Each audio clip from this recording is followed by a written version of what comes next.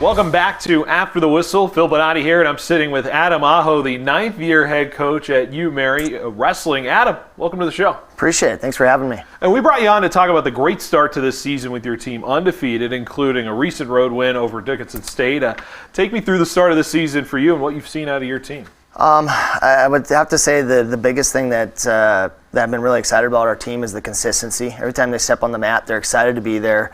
They're wrestling with some authority, and they have that winning attitude when they're stepping out on the mat, and they're having fun, and the whole team's having fun. And obviously, it's easy to have fun when you're winning too. So that's the biggest thing that I've seen this year. What excites me, and I'm sure excites you, is maybe the depth you have on this team. 4 nationally ranked wrestlers at this point, and I think this depth has been something you've been looking for with this program for a bit now. Yeah, there's no doubt. I mean, when I took over the program, I wanted to be competitive in duels because I wanted to bring that home duel environment. You know, when people come out and watch us wrestle, I want to make sure it's a great atmosphere and we're entertaining to the local fans and the community.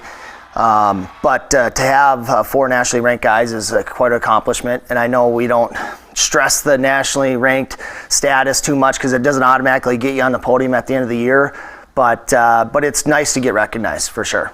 And one of those guys is an All-American standout, Braden Huber. You know, he had a great season last year. What about his skill set puts him on that national map? Yeah, I mean, his skill set is definitely there, but his biggest attribute is his wrestling IQ. I mean, he's one of the most smartest wrestlers in our program right now. I mean, he knows every position. It's fun to be around him. The guys, he makes everybody else around him better, and it is a trickle-down effect from there. And he also dropped a weight class this year. So tell me about that decision making. Yeah, you know, it was interesting. We added Leo Mashinsky. He was a transfer from the University of Buffalo. And, you know, originally those 2 guys, originally Leo wanted to go 157, but when Leo came in, he was weighing way more than Braden was, and so they kind of got together. They came to me, and Huber's like, hey, I think I'm going to go down, I'll go down to 57 this year, and then so Leo can wrestle 65, and so that was really great to see about the team working together to put the best lineup together, I guess is what you could say, and so it's working out. Sometimes you have those guys who are like, man, I really like that weight class, I really like that spot, you know. There's no doubt, and you know, you always wonder about that if somebody's going to take it the wrong way, but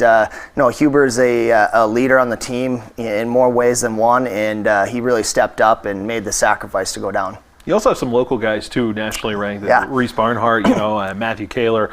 What in your mind makes Bismarck a hotbed for wrestling talent with those guys representing? Well, it stems way back to Milo Trusty, who started the University of Mary's wrestling program. I think he just really leapfrogged wrestling in this area, and it's really fun with the Mat Pack programs, the Gorillas programs, the other wrestling programs in town, the youth programs. They've just done a phenomenal job of making wrestling important and making these kids feel important when they go out and wrestle. And that's like I said earlier about the atmosphere of our home duels. We want to make sure when people come and watch us that these kids feel appreciated, they are celebrated, and winning becomes fun then.